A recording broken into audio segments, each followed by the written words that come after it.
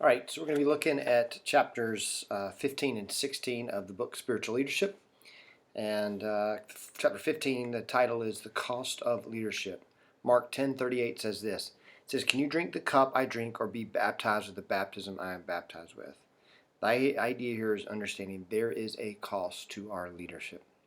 Sanders starts off and says, to aspire to leadership in God's kingdom requires us to be willing to pay a price higher than others are willing to pay. And because of that, there are some different things that we have to look at as far as different costs we're going to have. One is self-sacrifice. He talks about how this is a daily sacrifice that we have to pay. And the idea Jesus laid down his life for us is we ought to lay down our lives for our brothers. 1 John 3:16. To the degree the cross of Christ is across our shoulders and over our backs, so the resurrection life of Christ is manifest through us. No cross means no leadership. The idea that spiritual leadership is always about the cross. It says those who lead the church are marked by a willingness to give up personal preferences, to surrender legitimate and natural desires for the sake of God. Is the heartbeat and the first and foremost of what we are doing, is it about God? Is it about people knowing who God is and having a relationship with Christ? If that is, we begin to see that that's a sacrifice, because with that is a cost. The other one he talks about is loneliness. It says here, because the leader must always be ahead of his followers, he lives with loneliness. And for us, we often think of loneliness as being something that can be damaging, hard, and difficult. And the reality of it is, but it's also a sign of a time when we can depend upon God and look to Him. The Old Testament prophets were lonely. Paul was lonely. The leader must be a person who, while welcoming the friendship of and support of all who offer it, has sufficient inner resources to stand alone, even in the face of stiff opposition, to have no one but God. Are we okay if all we have is God? If all we have is God? Loneliness can be damaging, and leadership, it's a lonely walk at times. Another one is fatigue. Therefore, I love 2 Corinthians 4:16 says, "Therefore, do not lose heart. Though outwardly we are wasting away, yet inwardly we are being renewed day by day." Fatigue is the price of leadership. Mediocrity is a result of never getting tired. We want to see true leadership and true things, people move forward to the cause of Christ. We're going to get tired. There's going to be days of tired. Criticism. There is nothing else that so kills the efficiency, capability, and initiative of a leader as destructive criticism. And no leader lives a day without it, without criticism. And humility will never be more on trial than when criticism comes. The question isn't whether you will be criticized, but how will you respond in the face of criticism? We respond in humility. Paul sought the favor of God and not of people. Another one is rejection.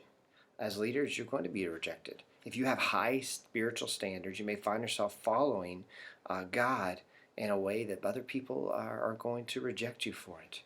Often the crowd does not recognize a leader until he is gone, and then they build a monument for him with the stone they threw at him in life. What an interesting quote. A lot of times you are thought of better when you're gone than when you're there. And then the other cost is pressure and perplexity. We naively think that the more we grow as Christians, the easier it is to discern the will of God. The truth of it is, sometimes it's even more difficult. And God allows for us to learn and discover and depend upon Him even more as we grow as leaders. Look to Him. All right, chapter 16 talks about the responsibilities of leadership. 2 Corinthians 11:28 says, "Besides everything else, I face daily the pressure of my concern for all the churches." Jesus defined leadership as service, and that applies to whether a leader works in a secular or a church organization. It says the Son of God became the servant of God in order to do the mission of God. And we understand that the true leader is concerned primarily with the welfare of others, not with their own comfort or prestige. Do you care deeply about how others are doing, how they're feeling, how they're experiencing God? Where are they in the relationship with God? Another example here is discipline. It's another responsibility we have as leaders to be disciplined. The person faced up to his or her own problems and weaknesses is best able to help another in a way both loving and firm. The spirit of meekness will achieve far more than the spirit of criticism. When we face difficult times, do we use that as an opportunity to grow us, or do we use an opportunity to complain and criticize what others may be doing? And another responsibility is providing guidance. Spiritual leader must know where he or she is going before presuming to lead others. It's not easy to guide people, even mature Christians who have strong opinions of their own. That's really hard when people have their own opinions and they're very strong, and it's tough. It's going to take patience. It's going to take sometimes surrendering some ideas and mindsets and walk along and being patient. The leader must either initiate plans for progress or recognize the worthy plans of others. All ideas don't have to be your own, but we understand too that more failure comes from an excess of caution, than from bold experiments with new ideas. The idea is that sometimes we can be so cautious in doing the right thing that we end up not doing anything. And it hurts us and it affects us. And so we end up failing even more because we didn't even end up doing. So we need to continue to grow in that and realize that there are a lot of responsibility we can have as leaders to grow. So if we dig into those couple chapters, answer some questions, and see how that can play out in your life and maybe where an area you need to grow in.